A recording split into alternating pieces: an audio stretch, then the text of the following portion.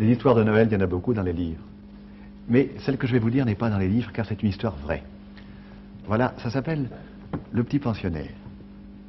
Le petit Jacques était un jeune garçon de 12 ans qui était pensionnaire dans une institution religieuse. Cette année-là, comme de coutume, après la grand-messe du 25 décembre, tous les élèves partirent en vacances. Seul, le petit Jacques resta à l'institution. Pourquoi?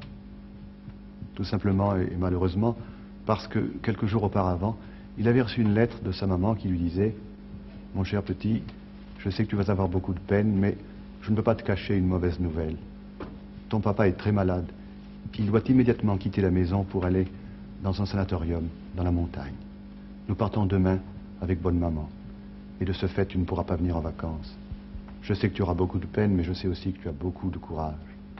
J'ai écrit à monsieur le supérieur de bien vouloir te garder pendant cette période des fêtes qui coïncide pour bonne maman et pour moi avec l'époque la plus douloureuse de notre vie. » Et c'est ainsi que le petit Jacques resta à l'institution tout seul, découvrant soudain un aspect inattendu de ce grand collège vide, avec ses longs couloirs qui donnaient sur des salles de classe fermées. Le premier jour, il le passa à l'infirmerie, avec l'infirmière, sœur Augusta. C'était une bonne vieille religieuse, très gaie malgré son grand âge. Elle avait été infirmière pendant la guerre de 14. Elle était sourde, elle parlait fort. « Eh bien, mon petit Jacques, nous en aurons réveillonné tous les deux, pour le 31 décembre. »« Eh oui, ma sœur, répondait Jacques, qui se sentait perdu et comme malade dans cette salle d'infirmerie qui fleurait les vieux remèdes et l'encens, car elle n'était pas loin de la chapelle. « Tu t'ennuies là, mon Jaco, disait sœur Augusta. Ne reste pas là, tu n'es pas malade. Va à la chapelle, descends, tu verras la crèche. C'est moi qui ai brodé la robe de la Sainte Vierge et qui ai peint les yeux du petit Jésus. » Jacques descendit à la chapelle. Jamais il n'aurait cru aussi grande. Il se dit, je vais faire une prière pour que papa guérisse et que maman revienne vite avec lui à la maison. Il s'agenouilla au pied d'une statue, la statue de Saint Antoine, qui voisinait avec celle de Sainte Léone. Mais au milieu de la prière, il crut entendre la voix de sœur Augusta qui disait « Va voir la crèche, tu verras comme elle est jolie. » La crèche. Il l'avait vue la veille pour la messe de minuit, mais de loin, parce qu'il était dans la division des petits, qu'on laissait toujours près de la porte. À présent, la crèche s'offrait à son regard et brillait de toutes ses lumières pour lui tout seul. Qu'elle était belle. Sœur Augusta n'avait pas menti. Ah, tout était à sa place. La paille était de la vraie paille. Et les flocons de neige, c'était aussi sœur Augusta qui les avait confectionnés avec du coton à pansement. Jacques s'agenouilla encore et dit « Bonne Vierge qui êtes aux cieux, faites que mon père guérisse et que je revienne à la maison pour les vacances de Pâques. En attendant, viens visiter la crèche. » Qui avait dit cela? Jacques eut l'impression qu'il y avait quelqu'un derrière lui. Il se retourna et vit un ange. Oui, un ange. Un ange qui ressemblait un peu au préfet de discipline, mais qui portait la même robe bleue que les anges qui étaient peints au plafond de la chapelle. L'ange lui dit « N'aie pas peur, tu ne rêves pas. Je sais que ce soir tu es très malheureux, que tu es peut-être ce soir le plus malheureux petit garçon du monde. Je voudrais essayer de te faire oublier ta peine. J'en ai la permission. Si tu le veux, nous allons visiter la crèche tous les deux. Nous allons entrer dans la crèche. » « Entrer dans la crèche, dit Jacques. Mais vous n'y pensez pas, monsieur l'ange. Regardez ma taille.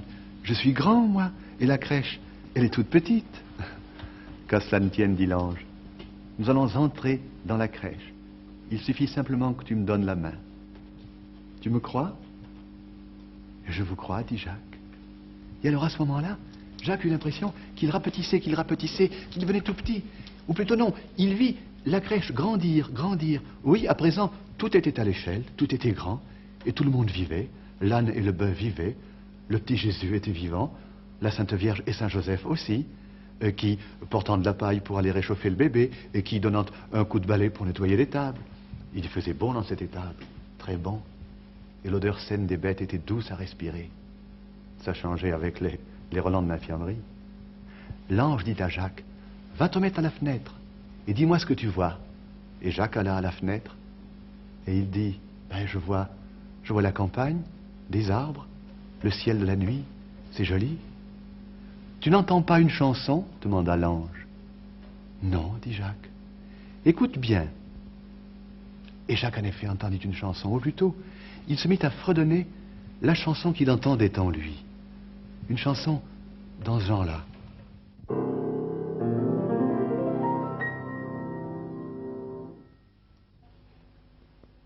C'est la plus belle nuit depuis la nuit des temps. C'est la nuit de Noël, la nuit d'un pauvre enfant, de Jésus, fils de Dieu, descendu sur la terre pour que les cœurs anxieux ne soient plus solitaires, pour que la paix du monde arrive et qu'ici-bas l'espoir, la charité viennent guider nos pas aux joies de Bethléem. Merci pour ta lumière qui change en un seul jour la face de la terre.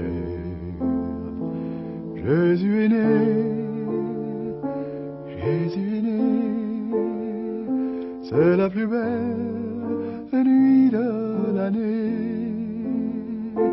Noël, Noël, Noël, Noël, Jésus, Jésus est éternel. J'aime beaucoup cette chanson, dit l'ange. Un jour viendra où tu la chanteras devant beaucoup de monde. Et pourquoi devant beaucoup de monde? Demanda Jacques. Ça, c'est ta destinée, mon petit, dit l'ange. La vie te le dira. Oui, devant beaucoup de monde. Mais à présent, il faut que je te quitte, car je n'avais pas la permission de rester longtemps avec toi ce soir. Je voulais simplement te faire oublier ta peine. Maintenant, il faut que je remonte au ciel. Mais sache cependant que je reste toujours près de toi, car je suis ton ange gardien. Et à présent, tu vas me promettre une chose, c'est de ne jamais raconter cette aventure à tes petits camarades. Du reste, ils ne te croiraient pas, ils se moqueraient de toi. Ne dis cela à personne, ou plutôt, dis-le plus tard, bien plus tard. Hein? C'est promis? C'est promis, dit Jacques. Et voilà, les années passèrent. Jacques retrouva son père guéri, sa mère heureuse. Il tint promesse. Jamais il ne raconta cette aventure à ses petits camarades, ni à personne. Jamais. Jamais avant ce soir, car vous l'avez deviné, le petit Jacques, c'était moi.